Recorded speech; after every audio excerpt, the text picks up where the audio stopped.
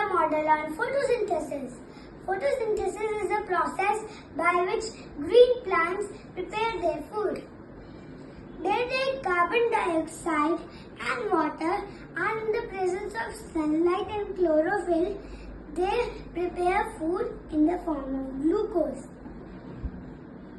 They release oxygen as a byproduct. The process of photosynthesis occurs in the leaf of the plant. That is why leaf is called the kitchen of the plant. Thank you.